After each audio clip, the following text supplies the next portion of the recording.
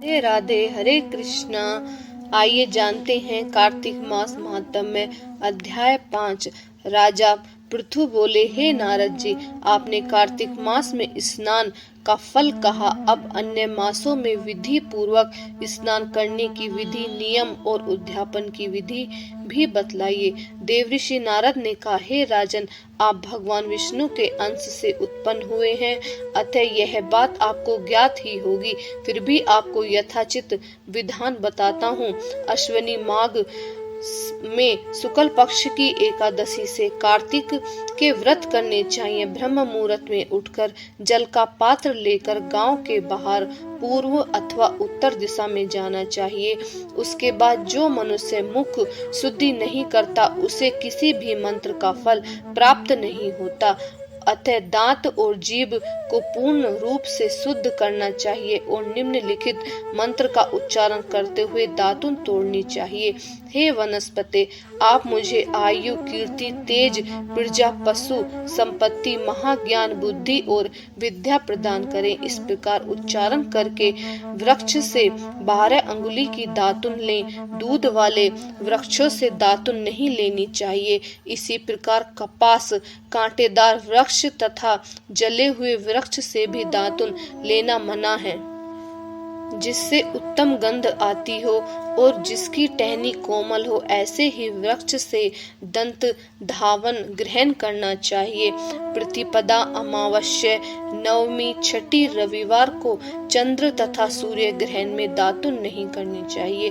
तत्पश्चात भली भांति स्नान करके फूल, माला, चंदन और पान आदि पूजन की सामग्री लेकर प्रसन्नचित्त व भक्ति पूर्वक शिवालय में जाकर सभी देवी देवताओं की अर्घ्य, आचमनीय आदि वस्तुओं से पृथक पृथक पूजा करके प्रार्थना एवं प्रणाम करना चाहिए। फिर भक्तों के स्वर में स्वर मिलाकर श्री हरि का कीर्तन करना चाहिए। मंदिर में जो गायन भगवान श्री हरि का कीर्तन करने आए हों, उनका माला, चंदन, तंबूल आदि से पूजन करना चाहिए, क्योंकि देवालयों में भगवान विष्णु को अपनी तपस्या, योग और दान द्वारा प्रसन्न करते थे। परंतु कलयुग में भगवत गुणवान को भी भगवान श्री हरि को प्रसन्न करने का एकमात्र साधन माना गया है। नारद जी राजा पृथक से बोले, हे राजन, एक बार मैंने भगवान से पूछा कि हे प्रभु, आप सबसे अधिक कहाँ निवास करते हैं?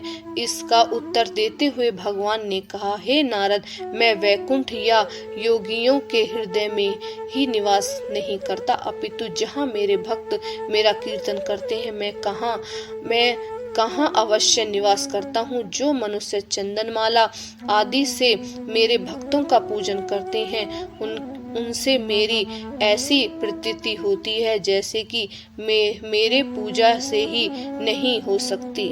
नारद जी ने फिर कहा, शिरोष, धूता, गिरिजा, चमेली, केसर, कंदार और कटहल के फूलों व चावलों से भगवान विष्णु की पूजा नहीं करनी चाहिए। अटहल, कंदर, गिरीश, जूही, मालती और केवड़ा के पुष्पों से भगवान शंकर की पूजा नहीं करनी चाहिए। जिन देवताओं की पूजा में जो फूल निषिद्ध हैं, उन्हीं से उनका पूजन करना चाहिए। पूजन समाप्ति के बाद भगवान से क्षमा प्रार्थना करनी चाहिए।